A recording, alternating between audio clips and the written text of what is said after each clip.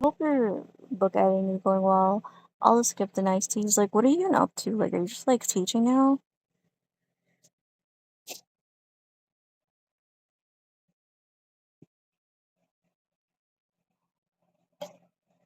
Okay, well, I'm not like in academia, so I don't really even want to like. I don't even know about that like lifestyle at this point. So, yeah, like, um, let's see. I don't know. I don't want to like jinx anything, but like I finished my like second interview for like an analyst position at Facebook Meta. It's a contract to hire job. It's kind of like academia, you know. You have, like you get like a fucking contract, and then if they like you after a year or two, they'll like keep you. I guess this is like what you would call the postdoc stage. So like some analysts, they like start working at 22, like, and then they become like permanent like hires at like in their late 20s. Well, I kind of skipped that part because I didn't even start working at 22 as like an analyst. I was still in school. I'm just skipping to like the permanent job hire part because like no one really knows that I never really like worked as an analyst, right? Because like how to explain it? It's just like because like everyone in tech started getting fired in 2023 because of like ChatGPT and like AI and like companies were like restructuring and then people started looking for jobs. So like a lot of people that are like trying to get jobs now are like past tech workers who got laid off. But like no one really knows I was never really a tech worker. They just kind of see like another interviewee. So like yeah, I would just be like skipping the entry level job and going straight for like the contract to hire. Like even if I did get the job, like it would still be a contract. So like I have to prove myself. So I'm still not guaranteed to like get the full time job. Anyways, but yeah, I finished the job interview. It was okay. Like I don't know what to say. Okay, but the other part is like again, I'm only gonna repeat this, but it's like yeah, I need a human chat GPT, but it's like yeah, I don't really know if actually anyone like I told you my brother told me like I don't think anyone actually cared about you, right? Like I told you about that moment, like the whole. So yeah, I'll go back to that moment, but it's just like I mean, no one really like I wouldn't say everyone was completely useless. That's a lie. But like for the most part, most people when it came to like surviving and stuff, yes, they were useless because like and I don't blame them. They have their own life. No one owes anyone anything. Even families don't owe each other anything.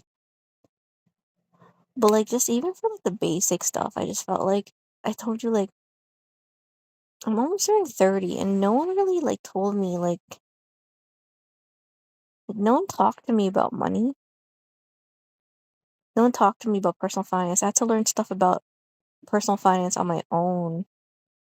But no one also told me, you should take some family videos because you're gonna miss these moments. I've been able to fix some of this regret of like lacking family documentation because like of like and it's not just because I realized it, it's because of like many factors. One, I realized it. The second thing is like my mom and dad are still alive. Three, I still live in the same childhood home. They haven't sold it yet. And then four, like what else is there? Oh, like I have a better understanding of how to use technology to like actually preserve some of these like legacy questions or family questions that I'm asking my parents.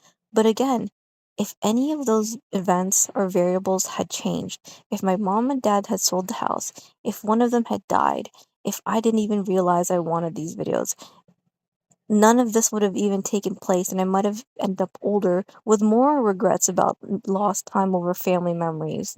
Like, do you see what I mean?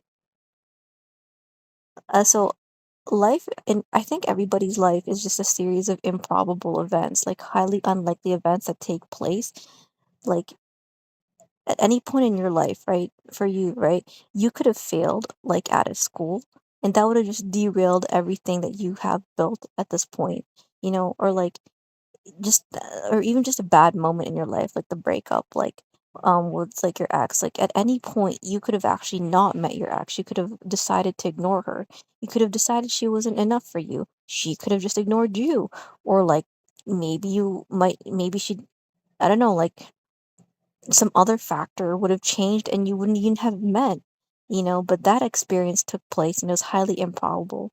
Like I kind of bring up the whole Nino thing to, like, because you know about that, like it's like, I could have decided not to, because I actually didn't want to do my PhD.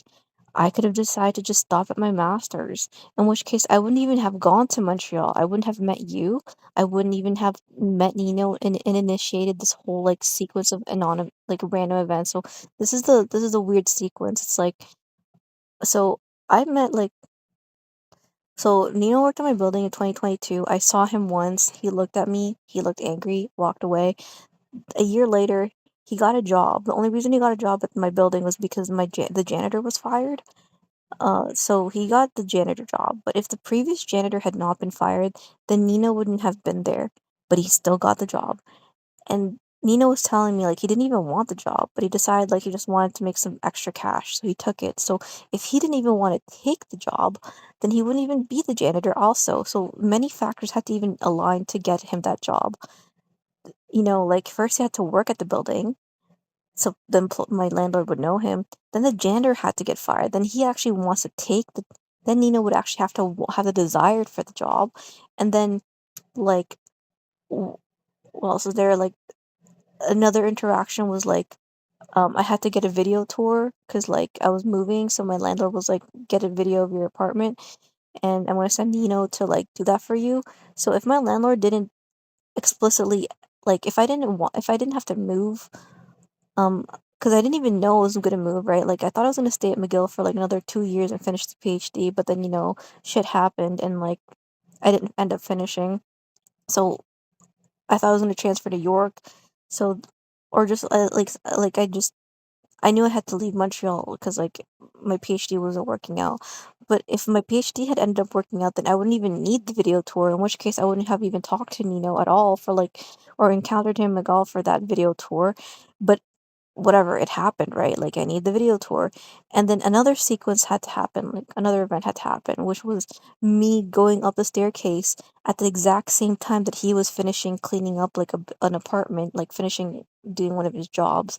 So that specific event had to line up as well, where like we were like both going to physically encounter each other, like him coming out of the apartment and me walking up the staircase to see him coming out of the apartment. And then we would have to also, like, I could have ignored him and he could have ignored me, but then we both decided to look at each other and then talk to each other. And like, you know what I mean? Like, um life in general, when I look back at my life and other people's life, it's just like a series of like a bunch of like improbable events that just happened, and then like that's how your life turned out. Like all these things could have happened in my life and your life that could have just changed everything, you know?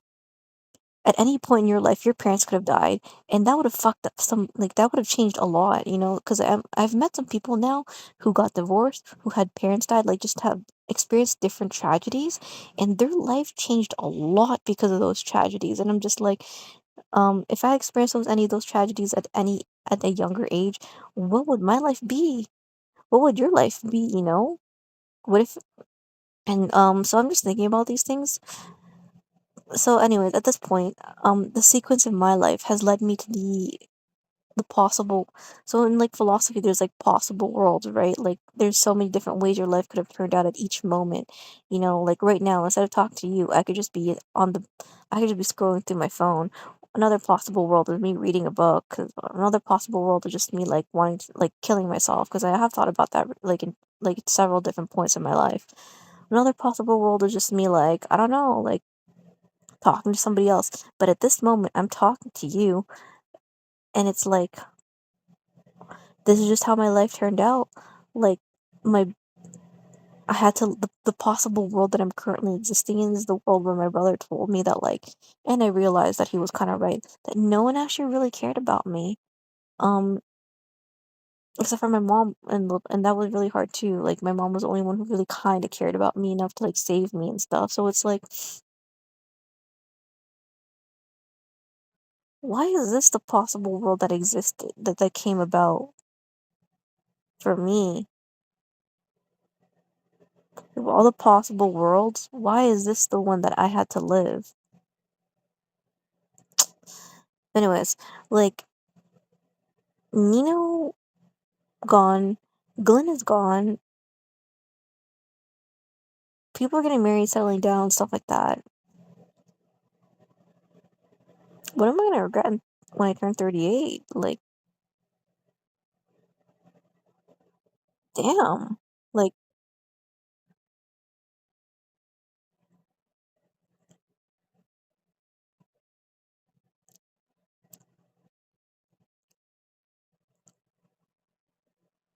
because that is one thing I want to say. I can't forgive myself. Like, I can't forgive myself knowing that I never even took a video of my mom or dad. Like, it just fucks me.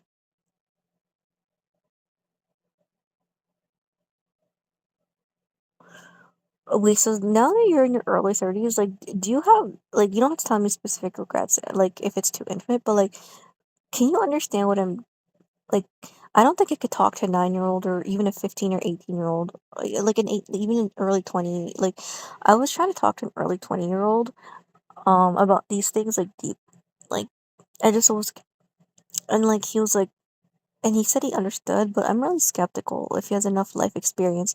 What I'm really wondering is, like, I don't know, maybe even other older people might not understand because like everyone's unique. But like, do you have like, do you kind of understand what I'm like under like? Do you have similar life experience where you're like, oh shit, like you have regrets now?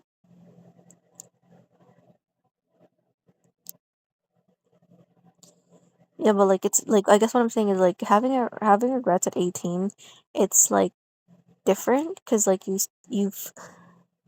still have time like in a way that a 28, 38, 48, 58-year-old don't, you know? Like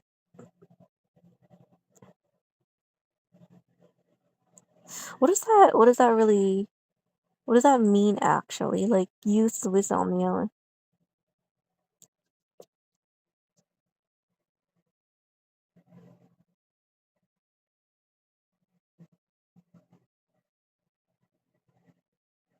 the maturity. But the irony of like I was talking about that saying too, like the only you have the life experience now to make your life better when you're older, but the irony is what you lost the situations where that life experience would have actually helped. Like you know, like you have the life experience of knowing what losing someone is like death and dying. But once you lose that person, like it's like you can't really like do anything about that. You can like recreate moments with that person. Like you can't really like get them back. Like you know what I mean? You can't back the life experience advantage. Like you just can't get your life back. Like there's some things life experience can't fix, and you just gotta move.